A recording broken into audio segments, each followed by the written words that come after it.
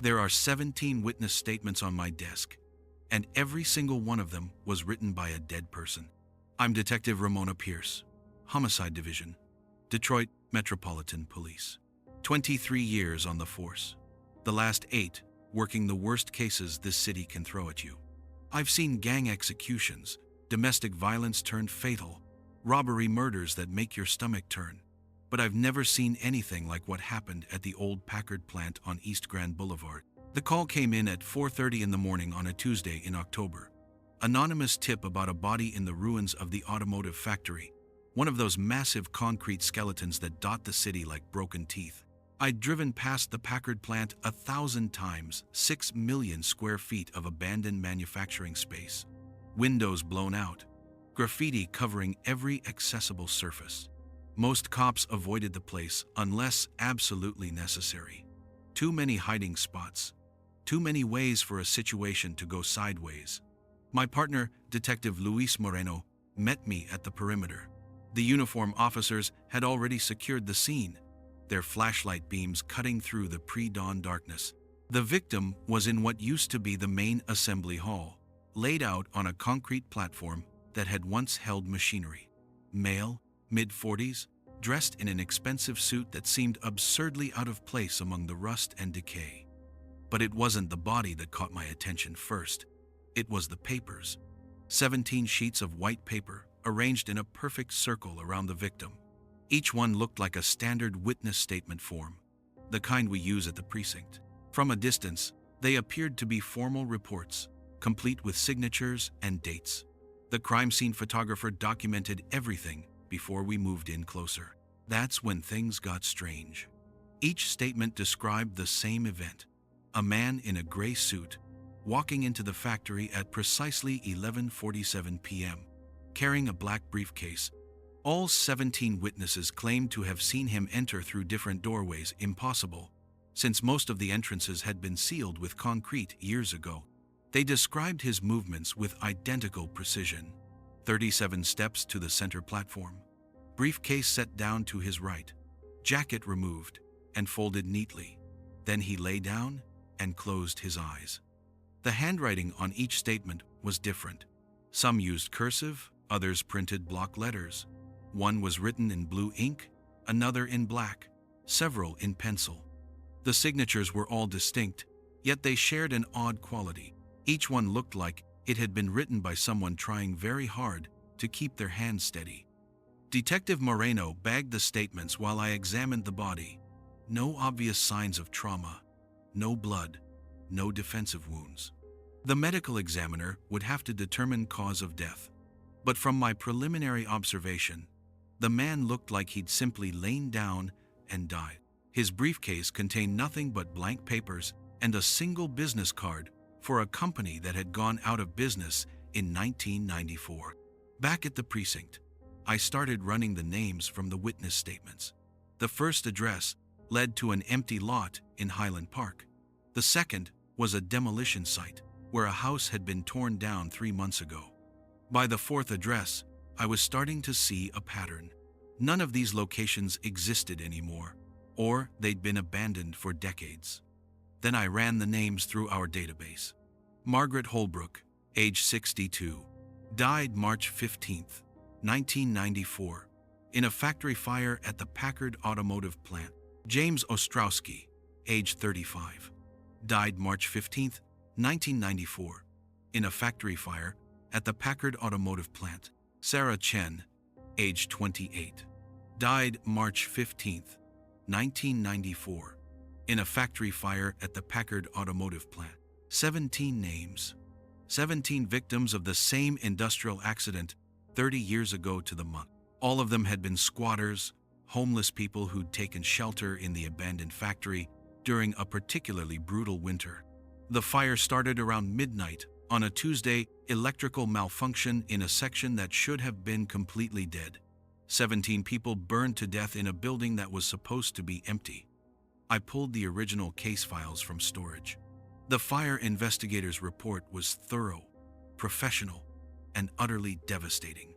The victims had been trapped in the main assembly hall when the fire broke out in the administrative wing. Smoke inhalation got most of them before the flames reached their location. The report included fingerprint cards for identification purposes. I compared those 30-year-old fingerprint cards to the witness statements on my desk. The signatures matched perfectly. Detective Moreno found me in the basement archive room at 10 that night, surrounded by boxes and photographs from 1994. I showed him the fingerprint comparisons, the identical handwriting samples, the witness statements describing events that supposedly happened 3 decades after these people died. "Maybe someone's playing games," he said, but his voice lacked conviction. "Someone with access to the old files, copying the signatures. Who would do that? And why?" We stared at the photographs from the fire scene. 17 bodies arranged throughout the assembly hall, some huddled together, others spread apart, as if they'd been trying to find different exits. The same concrete platform where we'd found our victim was visible in the background, scorched but intact. "Pierce," Moreno said quietly, "look at this." He was holding a crime scene photo from 1994. In the center of the image, barely visible among the debris and shadows, was what looked like a piece of paper. White, rectangular, lying on the platform where the bodies had been clustered thickest. I grabbed a magnifying glass from the evidence kit. The paper in the photograph was too distant to read clearly, but its size and shape were unmistakable. A witness statement form, identical to the ones we'd found arranged around our victim. We drove back to the Packard plant at midnight. I couldn't explain why, couldn't justify it in any report I'd have to file later. But something was pulling me back to that place. Some need to understand what we'd stumbled into. The factory looked different in the darkness, more solid somehow, as if the shadows had given weight to the broken walls and empty windows. Our flashlights seemed dimmer than they should have been, the beams struggling to penetrate more than a few feet into the cavernous spaces. The main assembly hall felt wrong the moment we entered it. The temperature was at least 10 degrees colder than outside, and there was a smell in the air, not the usual decay and rust, but something like burnt paper and old smoke. The concrete platform where we'd found the body was empty now, but the 17 spots where the witness statements had been placed were still visible as slightly darker patches on the concrete. That's when I heard the footsteps. Not the sharp echo of shoes on concrete that you'd expect in an empty building. These were soft, shuffling sounds, like people walking carefully in unfamiliar darkness. Multiple sets of footsteps, coming from different directions, but all converging on the platform where we stood. Moreno drew his weapon first. I was a half-second behind him, my service pistol suddenly feeling inadequate in my hands. We stood back to back in the center of the platform, flashlights sweeping the perimeter, but the beams revealed nothing but empty space and shadow. The footsteps stopped. Then I saw them. They weren't solid, not exactly. More like impressions of people, outlines visible only when they moved through the edge of our flashlight beams. 17 figures arranged in a circle around us, standing in the exact spots where the witness statements had been found. I could make out details: a woman with short gray hair, a man in a worn winter coat, a younger woman with her arms wrapped around herself as if she were cold. They were all looking at us, but their faces were wrong, burned, melted, eyes that reflected our flashlight beams like mirrors. One of them stepped forward, an older man with a mustache, wearing a mechanic's coveralls. He opened his mouth as if to speak, and smoke poured out, not white cigarette smoke, but black, oily smoke that smelled of burning plastic and human hair. I tried to radio for backup, but my radio produced nothing but static. Moreno's did the same. The figures began to move closer, their footsteps now audible as soft whispers against the concrete. They were trying to tell us something, but the words came out as crackling sounds, like paper burning. The temperature dropped another 10 degrees. My breath came out in visible puffs, and frost began forming on the metal fixtures around the hall. The 17 figures were close enough now that I could see the details of their burns, the way their clothes had been fused to their skin, the hollow places where their eyes should have been. Then I understood. They weren't trying to hurt us. They were trying to warn us. The smell of smoke was getting stronger, and it wasn't coming from the figures. It was coming from beneath us, from the concrete platform itself. I looked down and saw hairline cracks spreading outward from where we stood, and through those cracks seeped the orange glow of flame. We ran. The fire erupted behind us as we reached the exit, a column of flame that shot through the roof of the assembly hall and lit up the Detroit skyline. The fire department arrived 20 minutes later, but by then the entire eastern wing of the factory was gone. The official report blamed faulty electrical systems and accumulated debris. They never found any trace of the 17 figures I saw that night, but they did find something else in the rubble: the remains of our victim, though he'd supposedly been moved to the morgue hours earlier. The medical examiner confirmed it was the same man, but couldn't explain how he'd ended up back at the scene or why his body showed signs of having been burned 30 years ago. I never filed a complete report about what happened in the Packard plant. How do you write up 17 dead witnesses providing testimony about their own murder? How do you explain footsteps from people who died in a fire 3 decades ago? The case officially remains open, but it's buried deep in the files now. Detective Moreno transferred to Vice a month later, said he needed to work cases where the suspects were alive and the witnesses could be cross-examined. I stayed in Homicide, but I've never been back to the Packard plant. Sometimes, late at night when I'm working cold cases, I find myself thinking about those 17 witness statements. They're locked in evidence storage now, but I know they're still there, still describing impossible events in the handwriting of people who shouldn't be able to hold a pen. And sometimes I wonder if they're writing new statements, adding fresh testimony to their collection. Because the Packard plant didn't really burn down that night, the fire department put it out, declared it structurally unsafe, and sealed the entrances with concrete, just like they did 30 years ago.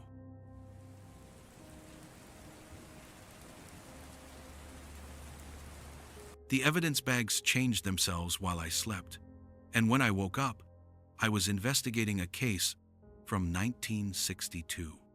I'm Detective Felix Gutierrez, Pennsylvania State Police, Bureau of Criminal Investigation. 15 years working homicide across 3 counties, specializing in cases that take me to the kinds of places other investigators prefer to avoid. Remote locations, abandoned buildings, crime scenes where the isolation makes everything more complicated. But I'd never worked a case that decided to rewrite itself. The call came in on a Thursday morning in November, dispatch routing me to Centralia, Pennsylvania, or what's left of it. Most people know the story. Underground coal fire that's been burning since 1962 forced the government to relocate nearly everyone by the 1980s.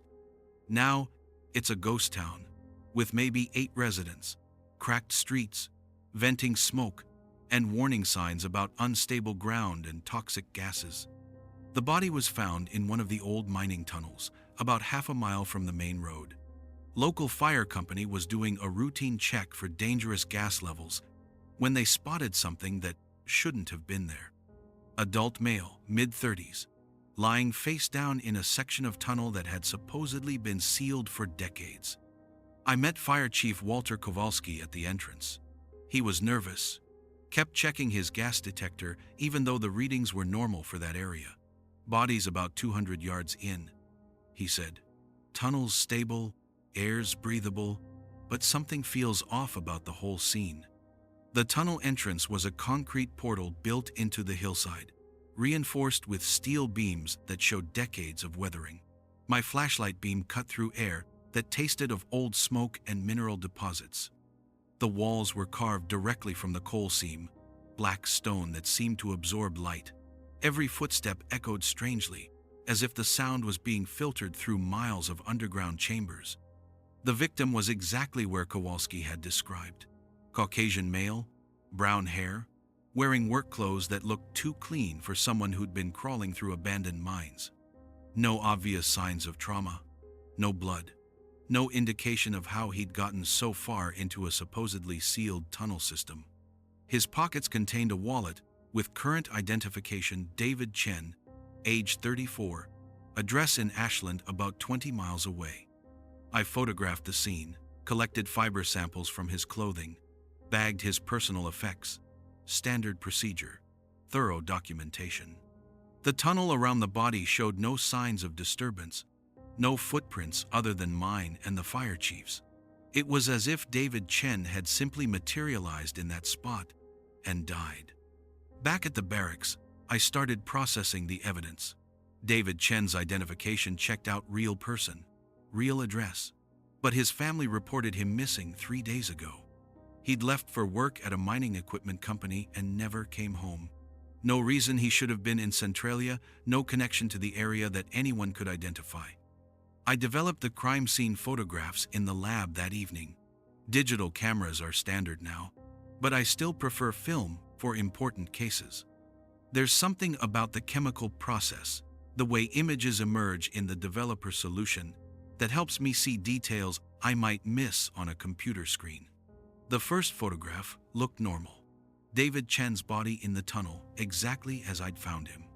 But the second shot, taken from a slightly different angle, showed something that made me check my camera settings. In the background, barely visible in the shadows, were what looked like other shapes. Human shapes, lying in positions similar to Chen's body. I went back through all my photographs. Same tunnel, same victim, but in each successive shot, more figures became visible in the darkness beyond my subject.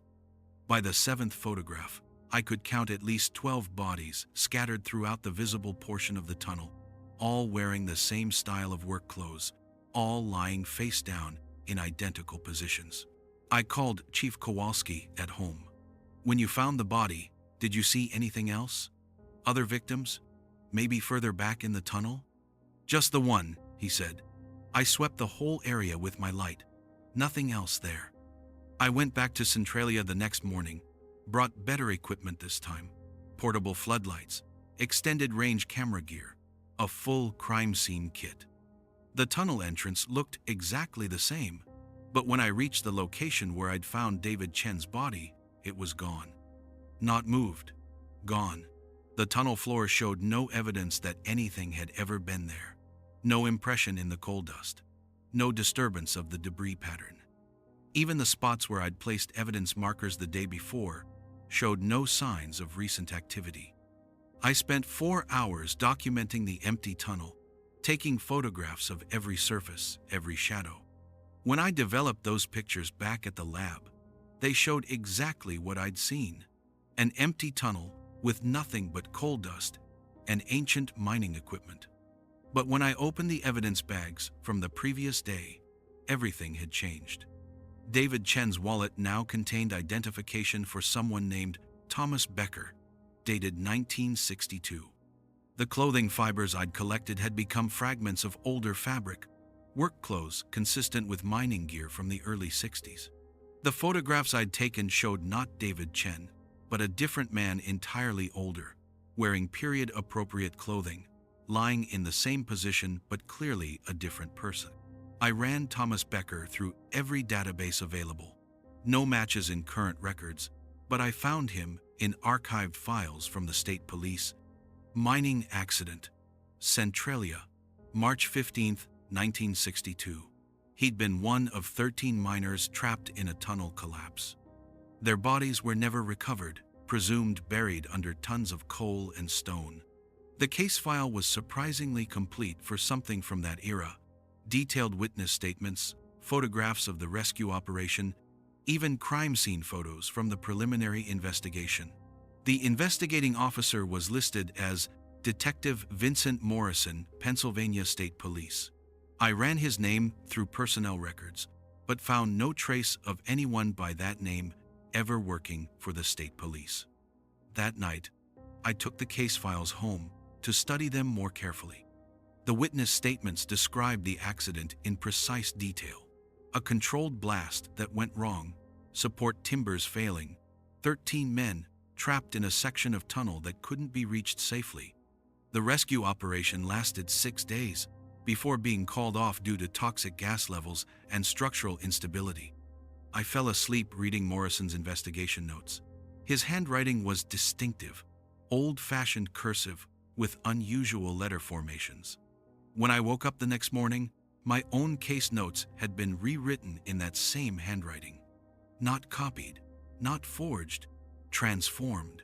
The words I'd written about David Chen had become a report about Thomas Becker, but the content was identical except for the names and dates. My description of the tunnel entrance matched Morrison's description from 1962. My photographs of the crime scene corresponded exactly to the archived images from the mining accident. I drove back to Centralia that afternoon with a growing sense that reality was becoming negotiable. The tunnel entrance was exactly where it had always been, but now I could see markings carved into the concrete that I'd missed before. Dates, initials, symbols that looked like miners' marks. And at the bottom, barely visible in the weathered stone, V. Morrison, Detective, March 1962. The tunnel felt different this time, warmer, despite the November cold outside.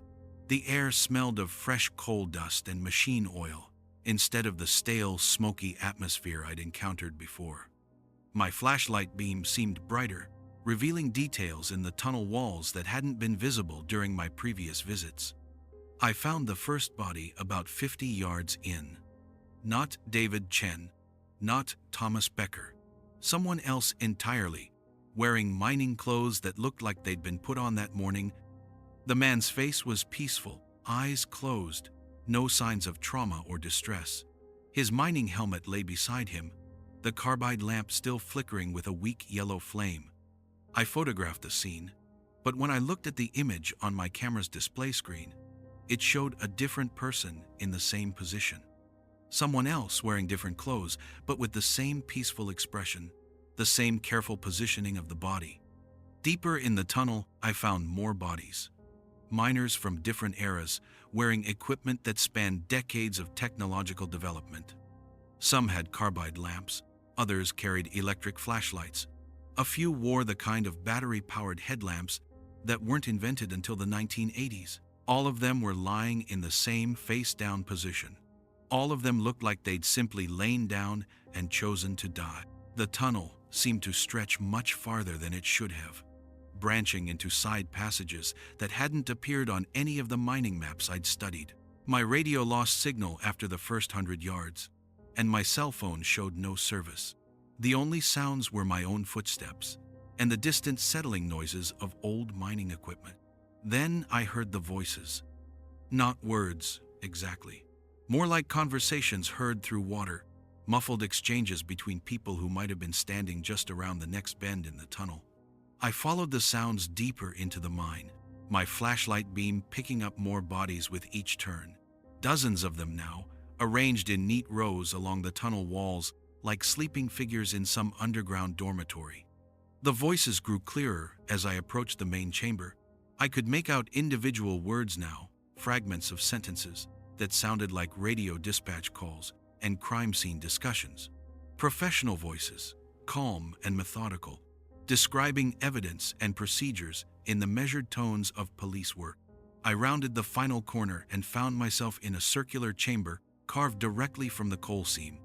The walls were covered with photographs, thousands of them, pinned to the stone like evidence boards in a detective's office.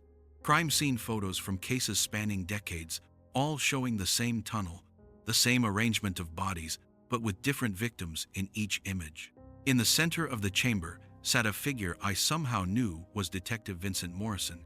He was exactly as I'd pictured him from reading his case notes. Middle-aged, wearing a wool overcoat, writing in a notebook with that distinctive handwriting I'd come to recognize. He looked up when I entered, but his face was wrong.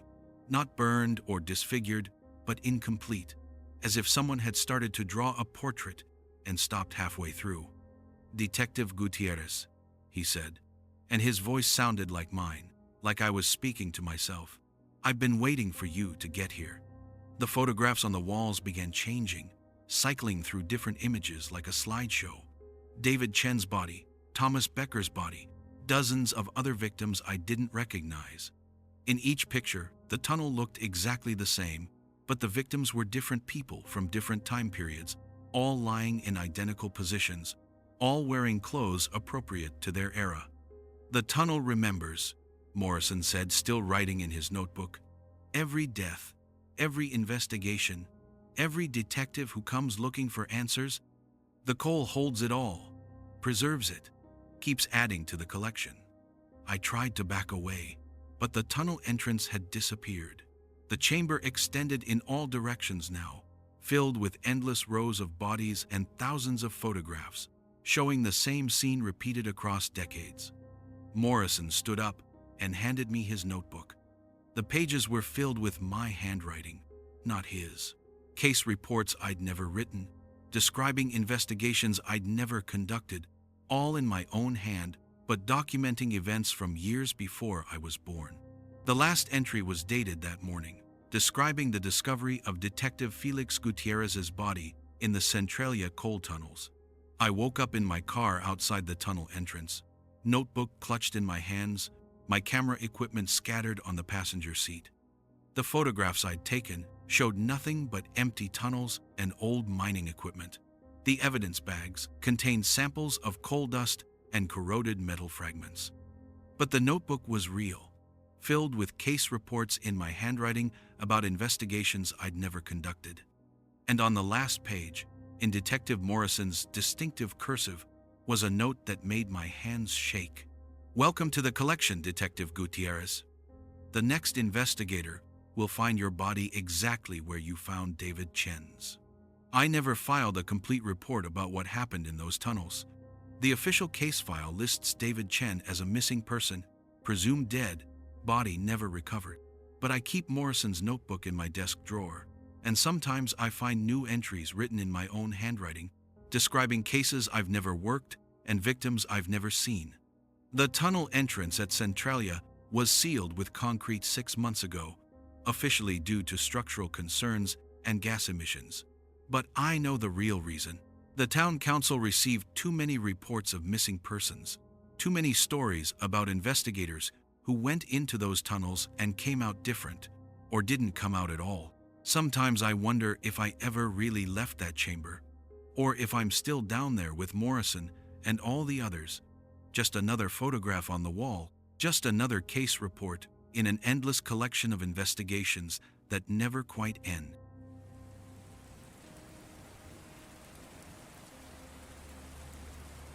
The building remembers every case that was never solved, and now it's making me investigate them all at once. I'm Detective Adrian Walsh, Gary Police Department Cold Case Unit. 18 years on the force, the last 6 working out of files that most people have forgotten. Gary's had its share of troubles: population decline, budget cuts, entire neighborhoods abandoned, but the one thing we've never been short on is unsolved murders. My office is in the new municipal building on 5th Avenue, but sometimes my cases take me back to the old precinct on Broadway, the one that's been empty since 2009.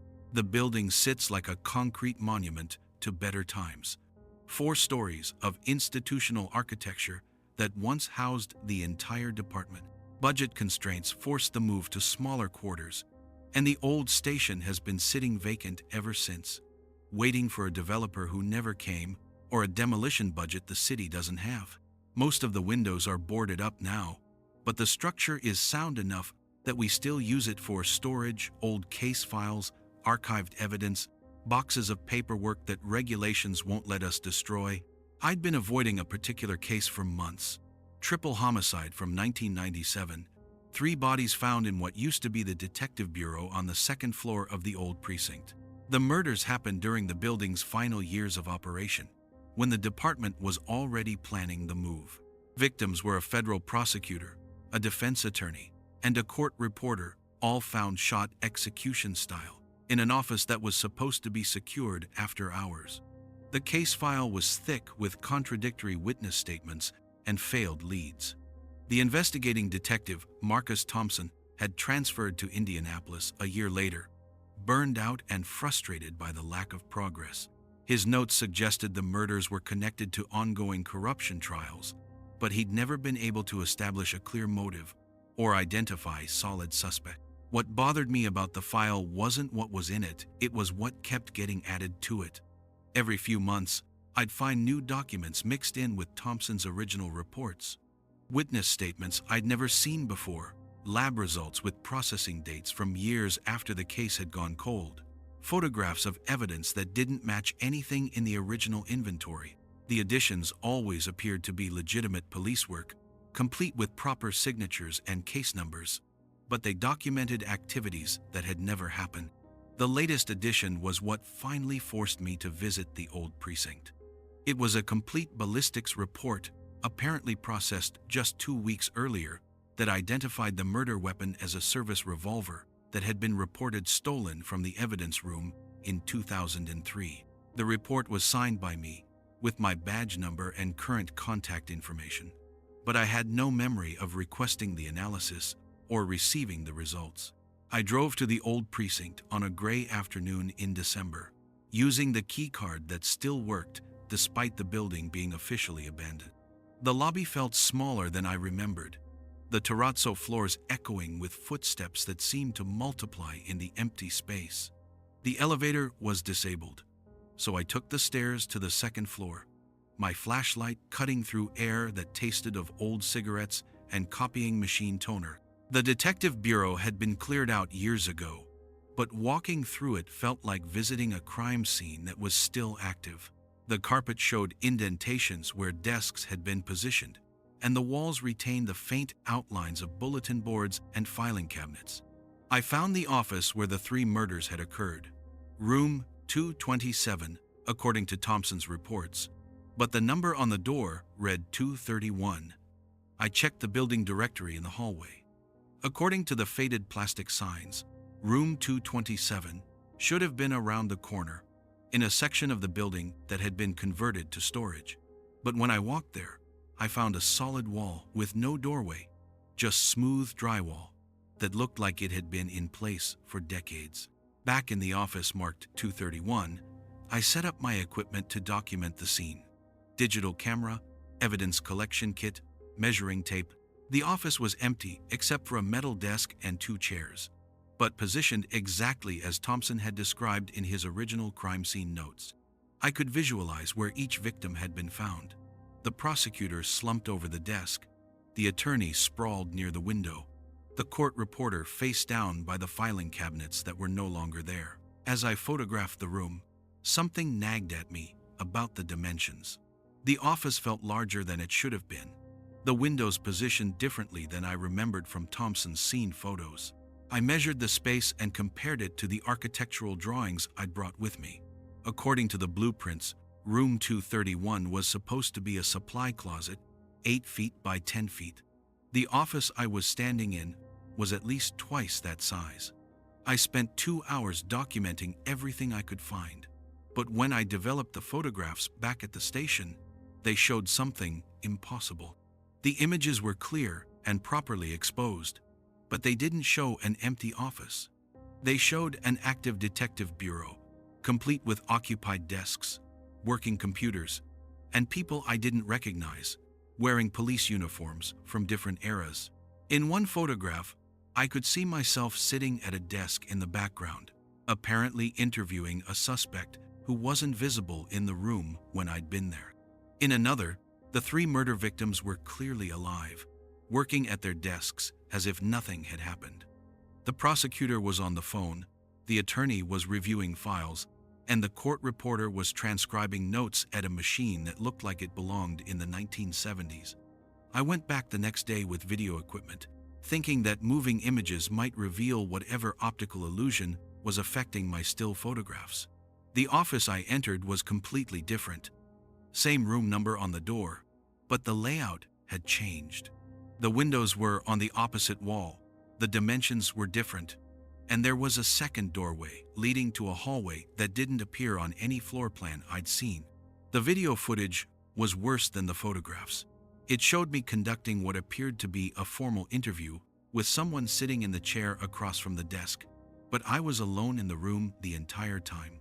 I could hear my own voice asking questions, and occasionally I could hear responses, but the audio quality was poor. full of static and distortion that made the words impossible to understand.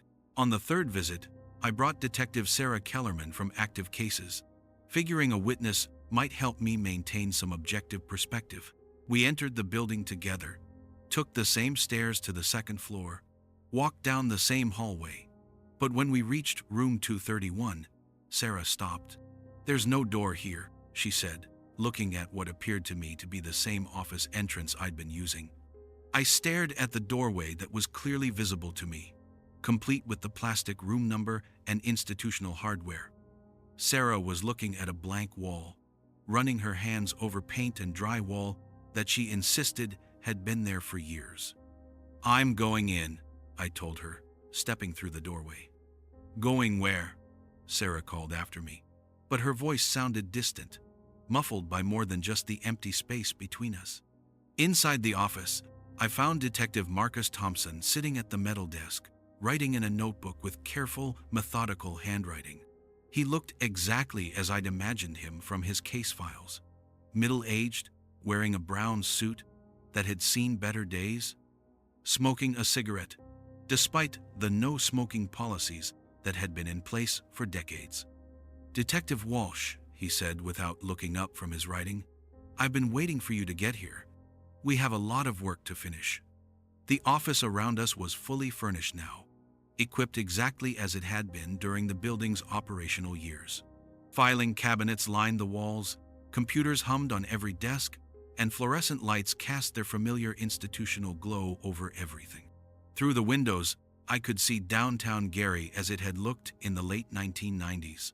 More traffic, fewer vacant lots, buildings that had since been demolished, still standing intact. "The case was never closed," Thompson continued, still writing. "The evidence kept changing, witnesses kept disappearing, and the building kept moving things around. Every time I thought I had a lead, the room numbers would change, and I'd lose track of where I'd been." He handed me his notebook. The pages were filled with case notes in his handwriting, but the content described investigations I'd conducted, interviews I'd performed, evidence I'd processed. The most recent entry was dated that morning, documenting a ballistics analysis I'd supposedly completed in room 227, which, according to Thompson's notes, was located on the third floor.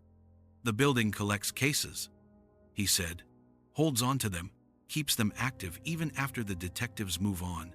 But it needs someone to work them, someone to maintain the fiction that progress is being made." Around us, the office was filling with other detectives from different time periods, all working at desks that multiplied as I watched. Some were using typewriters, others had early computers, a few were working with equipment I didn't recognize. All of them were writing reports, answering phones, interviewing suspects who flickered in and out of visibility like poor television reception. I tried to leave, but the doorway I'd entered through was gone. The office extended in all directions now, becoming a vast detective bureau that contained elements from every era of the building's operation.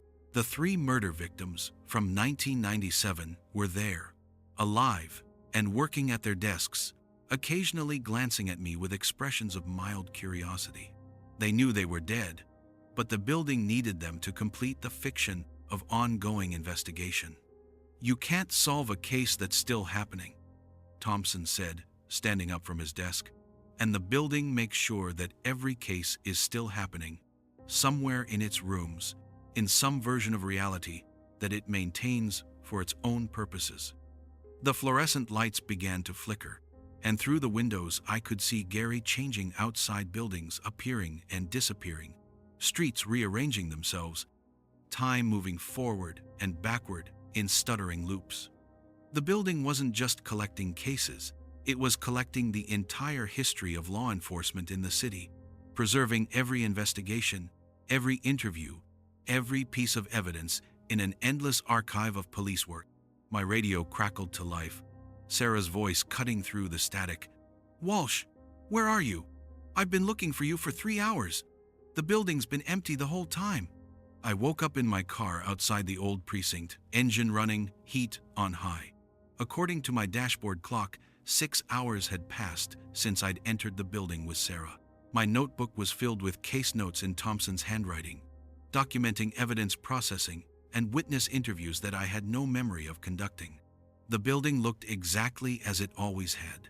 Empty, boarded up, waiting for a future that would probably never come. But in my jacket pocket, I found a key card for room 227, printed with current security protocols and my own photograph. I transferred out of cold cases the following month, took a position with the Lake County Sheriff's Department working active investigations. But sometimes I get calls from detectives in Gary asking about files that contain my signature on evidence I never processed, witness statements I never took, crime scene photographs I never shot. The old precinct is scheduled for demolition next year, part of a downtown revitalization project that's been in planning for over a decade. But I know they won't be able to tear it down.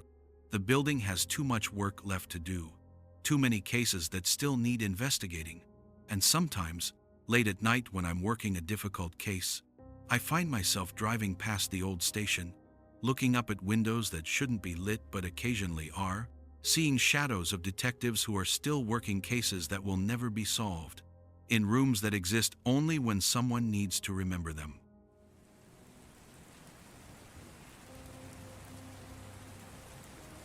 The 911 call has been playing non-stop for 6 days, and the caller is starting to describe crimes that haven't happened yet. I'm Detective Oscar Chen, Riverside County Sheriff's Department, working out of the Desert Hot Springs substation. 12 years investigating everything from domestic disputes to drug trafficking in the desert communities east of Palm Springs. The territory includes some of the most isolated places in Southern California, abandoned resorts, ghost towns, stretches of highway where you can drive for an hour without seeing another car. But I'd never worked a case where the victim kept calling for help after they were already dead. The call came in on a Tuesday morning in January.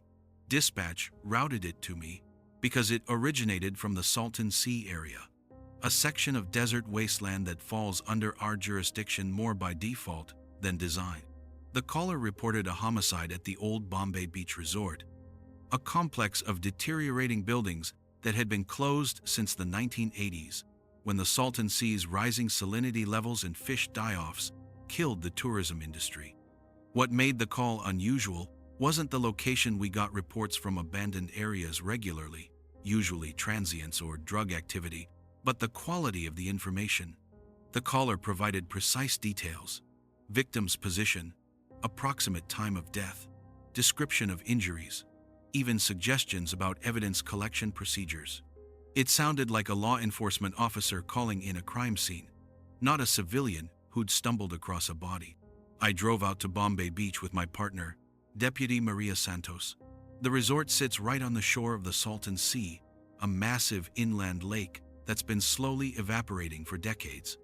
The air around the water always smells of fish and algae, and the shoreline is littered with the bones of dead tilapia and pelicans.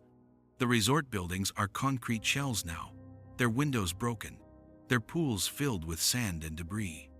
We found the body exactly where the caller had described, in what used to be the main lobby of the hotel, positioned near the reception desk, like he'd been checking in for a room that would never be cleaned.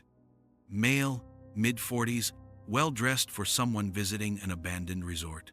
No obvious signs of struggle, no defensive wounds, no blood. He looked like he'd simply walked in and died. The strange part was the cell phone clutched in his right hand. It was still connected to 911 dispatch, the screen showing an active call that had been running for over 3 hours. When I spoke into the phone, asking if anyone was there, I could hear my own voice coming through our radio system, picked up by dispatch and rebroadcast to our units in the field. Back at the station, I reviewed the original recording with dispatch supervisor Janet Rodriguez. The call had come in at 7:42 a.m., initiated from the victim's phone. The voice was calm, professional, providing detailed information about the crime scene. But when we ran the victim's identification, Robert Nakamura, insurance investigator from Los Angeles, there was nothing in his background to suggest law enforcement training or experience with crime scene procedures. "Here's what bothers me," Rodriguez said. replaying the call for the third time. Listen to how he describes the body position. Victim is prone, approximately 6 feet from the reception desk, head oriented northwest. That's not how civilians talk about dead bodies. That's how we write reports. The call continued playing in dispatch throughout the day. After the initial report, the caller began providing additional information, observations about the crime scene, suggestions for evidence collection, updates on environmental conditions that might affect the investigation. The voice remained calm and methodical, as if the caller was simply updating a case file. That evening, Rodriguez called me at home. The call was still active, she said, but now the caller was describing things that hadn't been there during my initial crime scene examination. A second body in one of the hotel rooms upstairs. Additional evidence in the resort's swimming pool area. Details about witnesses who had supposedly been interviewed but weren't mentioned in any of our reports. I drove back to Bombay Beach at midnight, bringing better equipment this time. Portable floodlights, a complete evidence collection kit, backup officers in case the situation turned dangerous. The resort looked even more desolate in darkness, the broken windows reflecting my flashlight beam like watching eyes. The lobby was exactly as I'd left it, minus Robert Nakamura's body, which had been transported to the coroner's office that afternoon.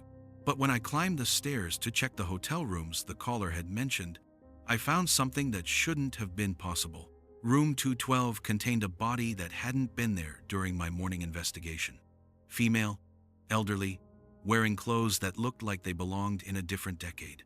She was positioned on the bed, hands folded, eyes closed, as peaceful as if she'd simply decided to take a nap and never woken up. I radioed the discovery to dispatch, but Rodriguez's response stopped me cold. "Chen, you already called that in about 20 minutes ago.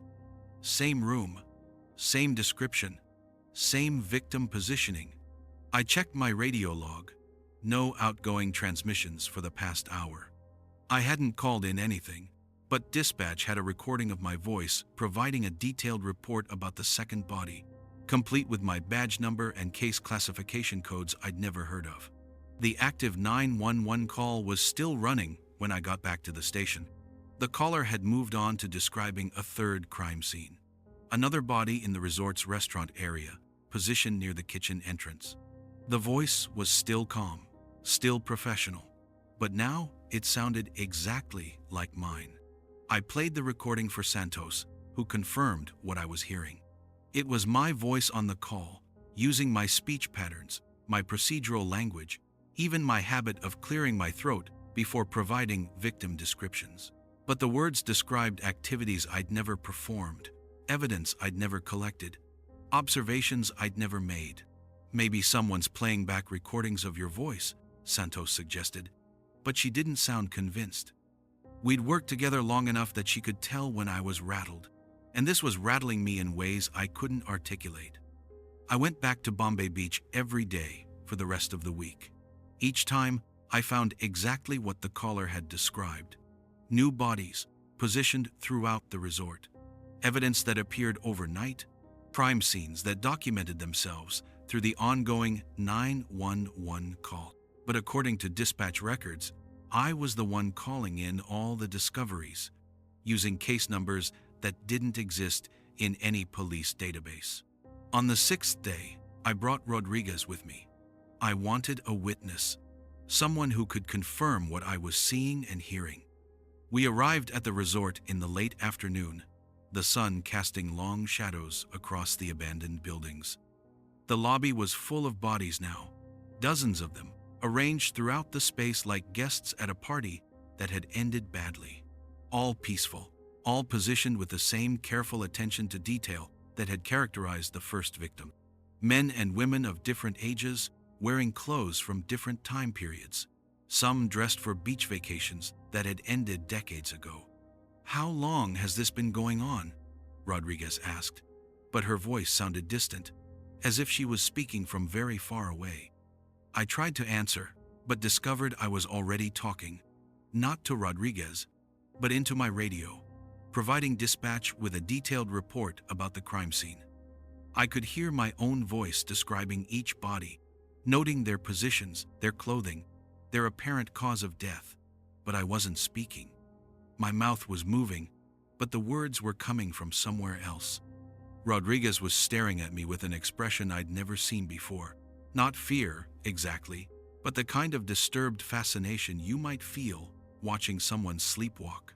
"Chen," she said quietly, "you've been talking non-stop for the past 10 minutes, describing things that aren't here." I looked around the lobby, empty except for dust and debris, exactly as it had been during my first visit.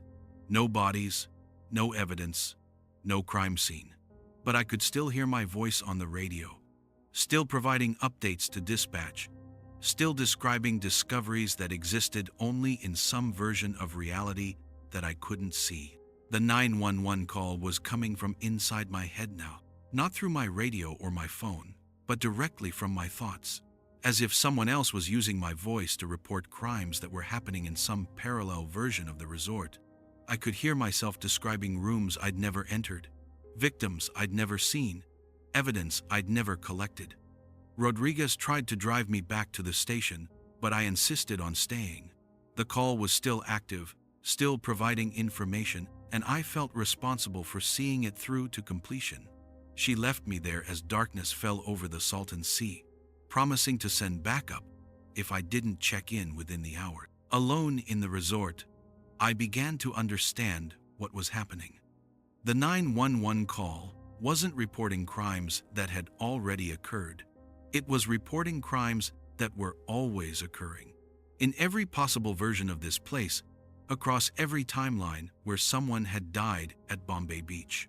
The resort existed in multiple states simultaneously, and the call was documenting all of them.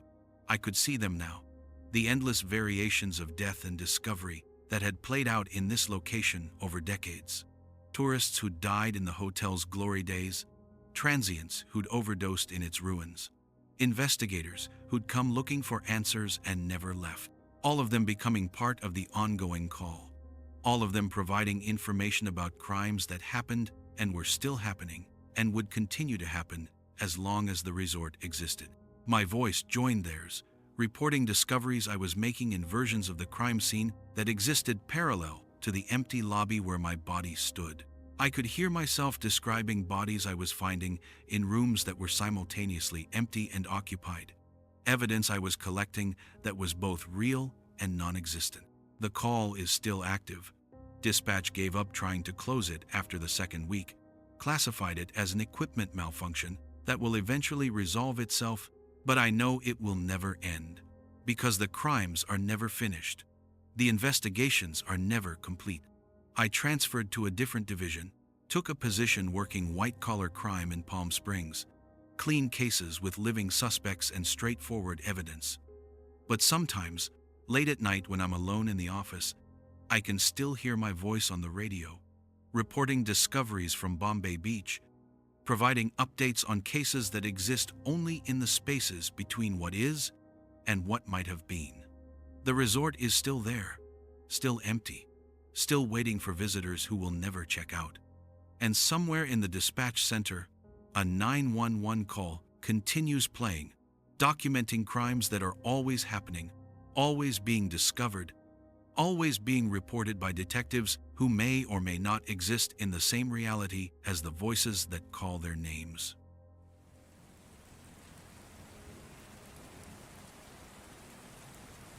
They've cremated Jennifer Alvarez 3 times, but she keeps returning to the morgue at Danvers State Hospital like she has an appointment she can't miss.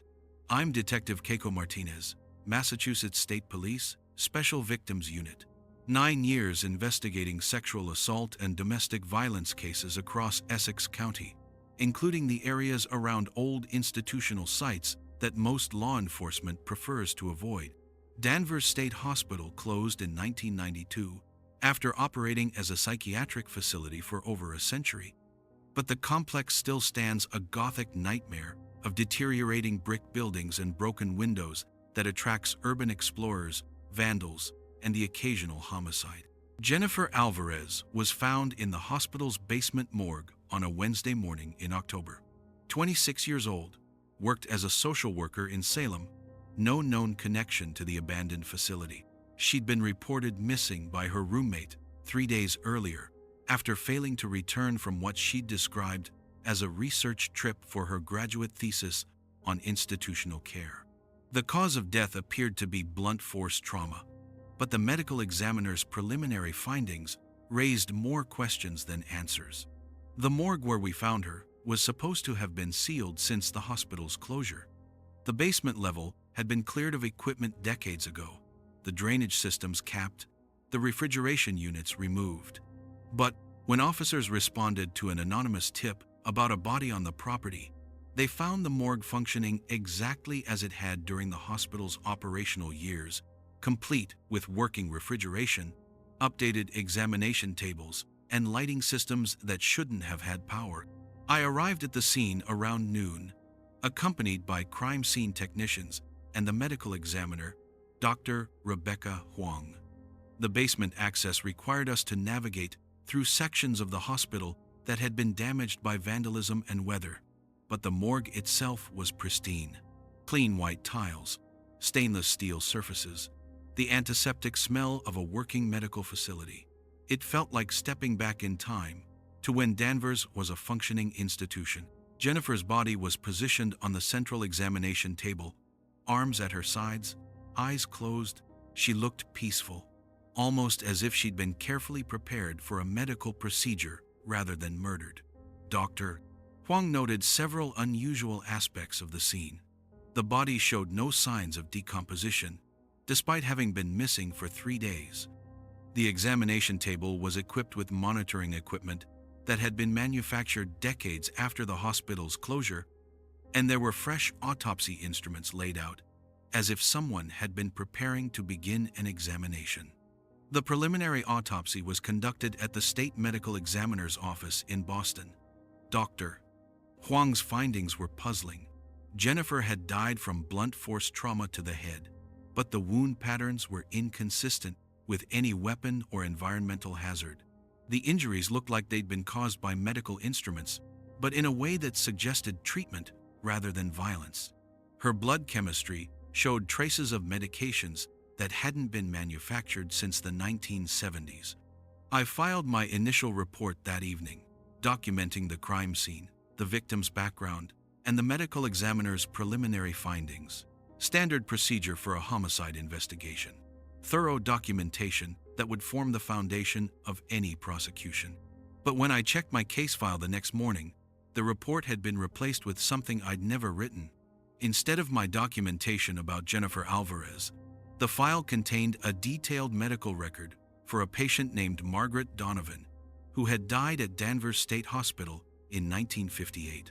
The handwriting was mine, the signature was authentic, but the content described psychiatric treatments and medical procedures I knew nothing about.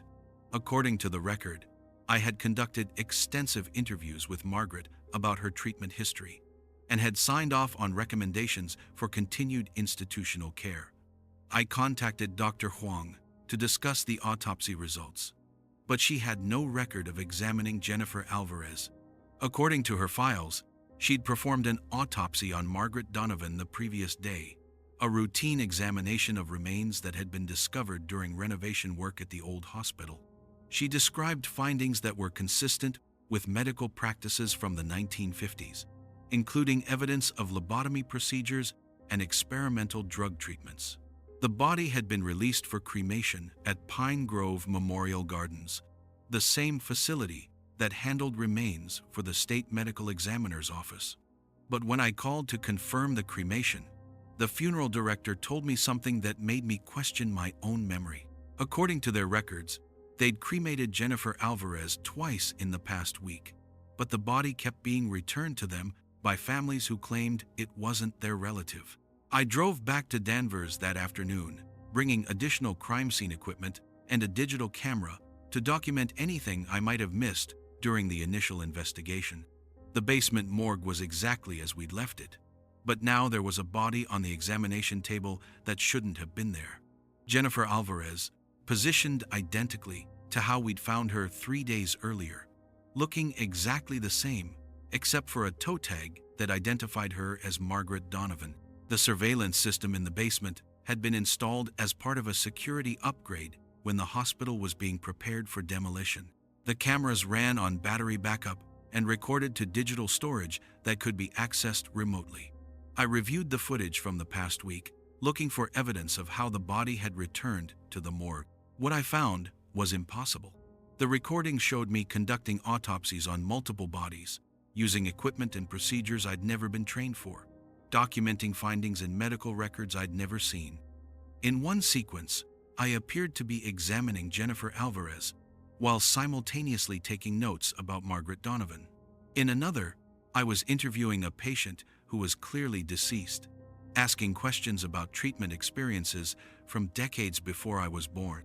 The timestamp on the footage showed activities occurring during periods when I'd been at home or working other cases. But the figure in the recordings was unmistakably me, same height, same build, same mannerisms, even wearing clothes identical to items in my wardrobe. The medical procedures being performed were consistent with psychiatric treatments from the hospital's operational period, but using modern equipment that shouldn't have existed in the basement.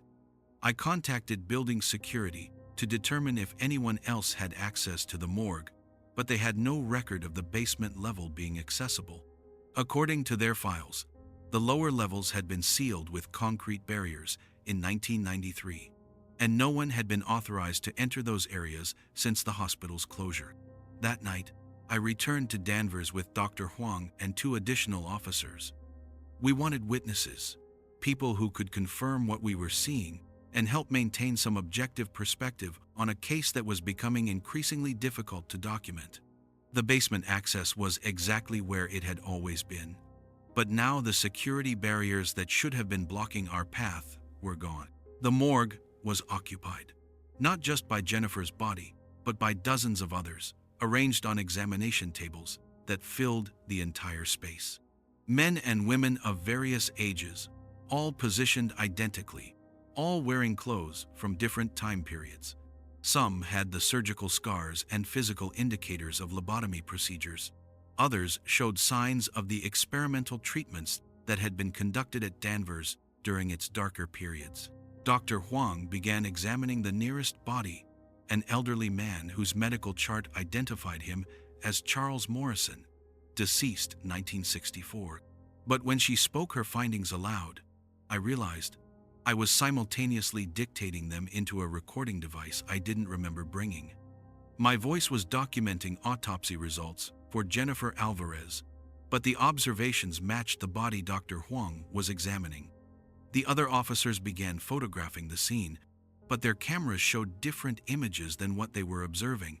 Detective Barnes was documenting empty examination tables, while simultaneously capturing pictures of me conducting medical procedures on patients I couldn't see.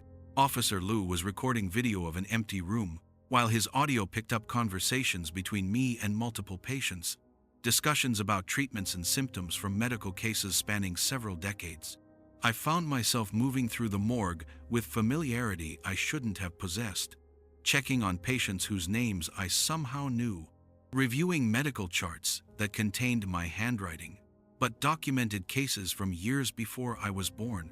Each body I examined was simultaneously Jennifer Alvarez and someone else, patients, who had died at Danvers during its operational years. Victims of treatments that were considered progressive at the time, but would be classified as torture by modern standards. The basement began to change around us. The clean, modern morgue was becoming something older, more institutional. The walls showed water damage and peeling paint. The equipment became more primitive, and the lighting took on the harsh fluorescent quality of mid-20th century medical facilities. But the changes weren't consistent. Some areas remained modern, while others regressed to earlier time periods, as if different sections of the room existed in different decades simultaneously. Dr. Huang was standing beside me, but she was also sitting at a desk that hadn't been there moments before, writing reports in handwriting that looked like mine. The other officers were present, but also absent, their voices coming from different time periods, reporting to dispatchers who had been dead for decades. documenting crimes and medical procedures that were happening simultaneously across multiple versions of the same space. I understood then that the morgue wasn't just storing bodies, it was storing time itself, preserving every medical procedure, every examination, every death that had occurred in that space across the hospital's entire operational history. Jennifer Alvarez hadn't been murdered and brought to Danvers. She had always been there, existing simultaneously as herself and as every patient who had died in that room since the hospital opened in 1878.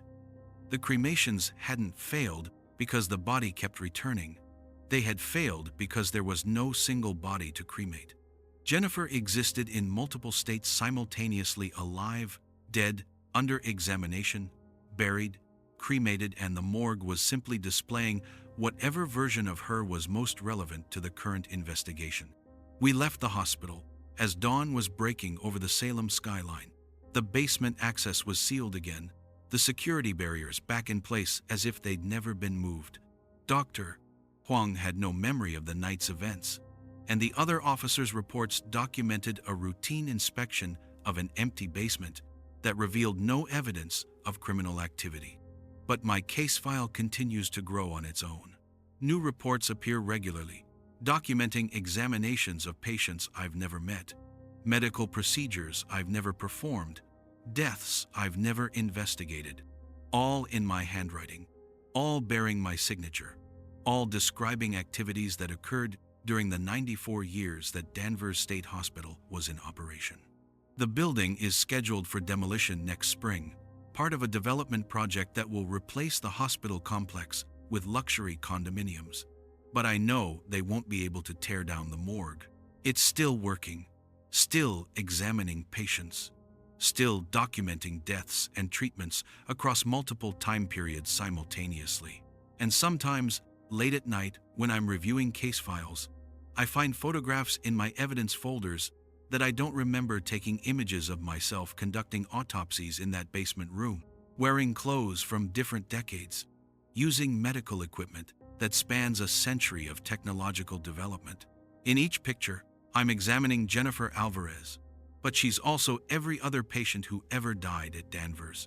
And I'm simultaneously every medical examiner who ever worked in that morgue. All of us, trapped in an endless cycle of examination and documentation that began in 1878 and will continue until someone figures out how to make the dead stay buried.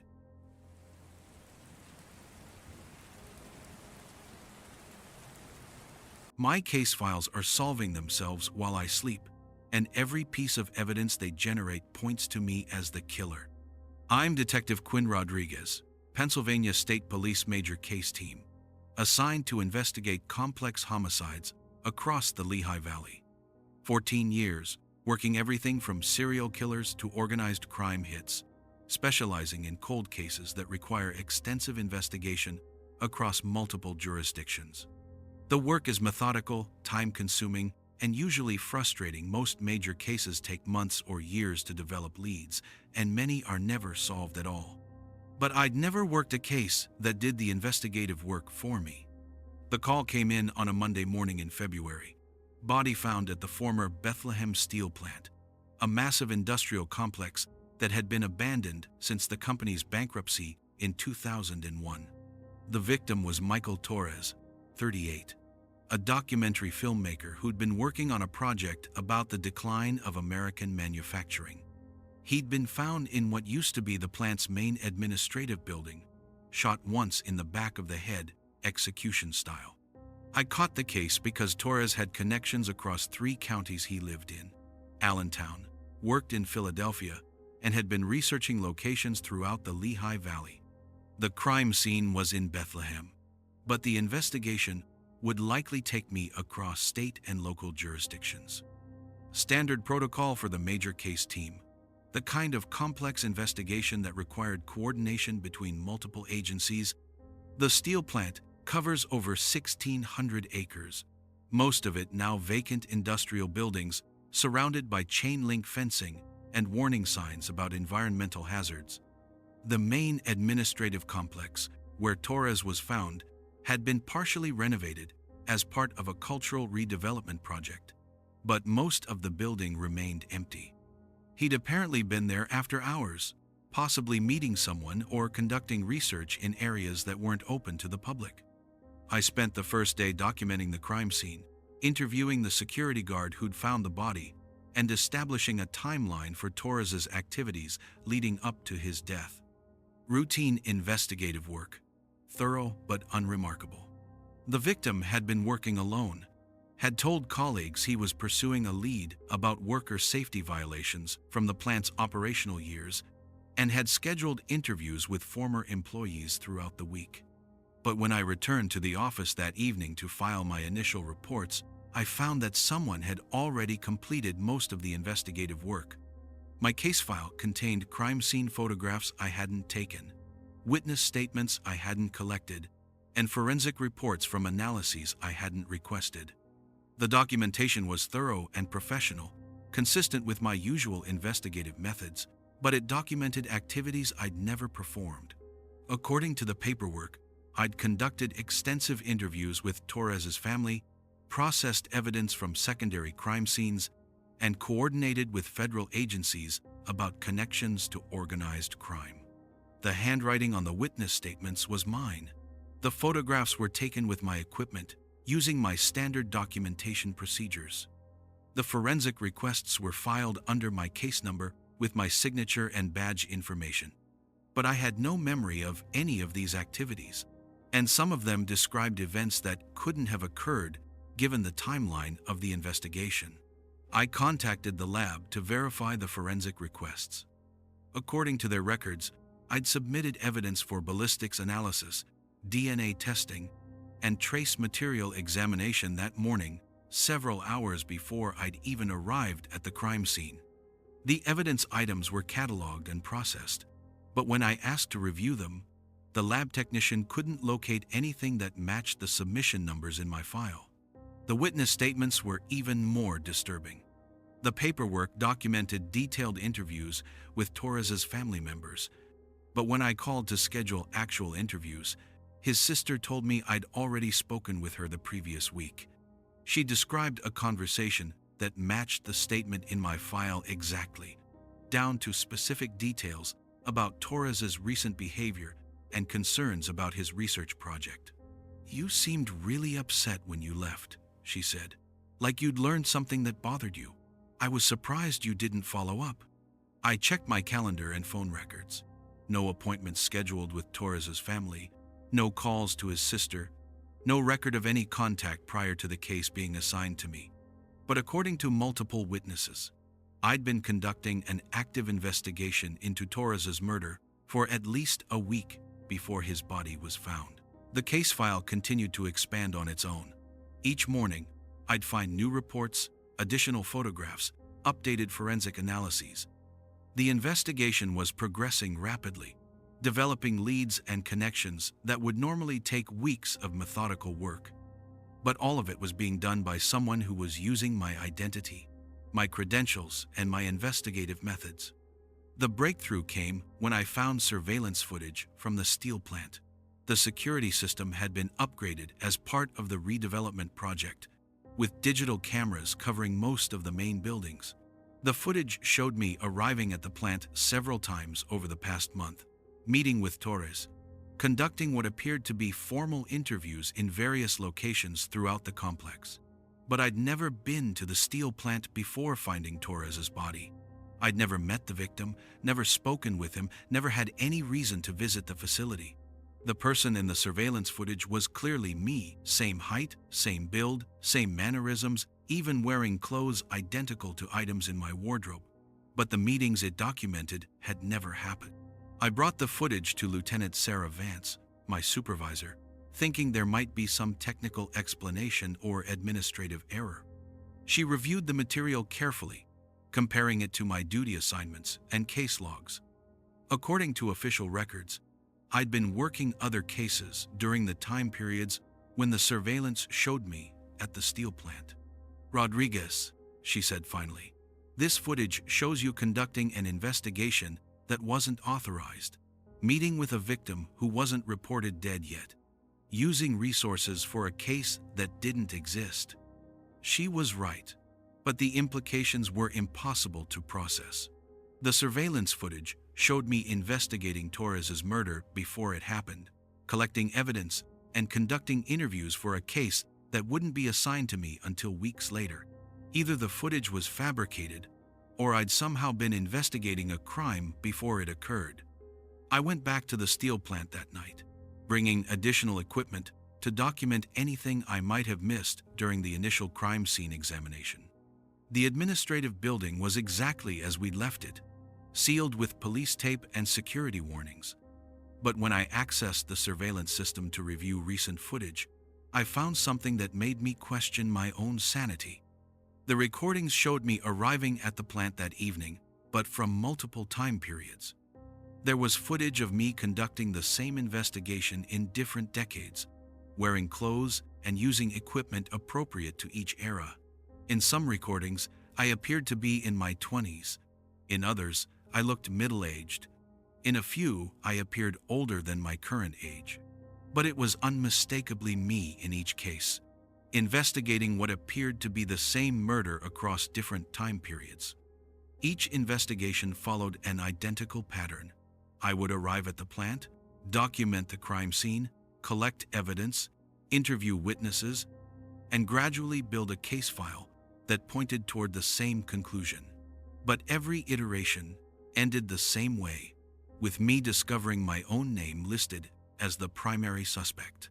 In the 1980s footage, I found a case file that identified Quinn Rodriguez as the person responsible for Torres's murder. In the 90s recordings, I was seen reviewing evidence that established my own motive and opportunity. In footage from the 2000s, I was conducting interviews where witnesses described seeing me argue with Torres shortly before his death. The current investigation was following the same pattern. The case file that had been building itself contained increasingly specific evidence pointing toward my involvement in Torres's murder.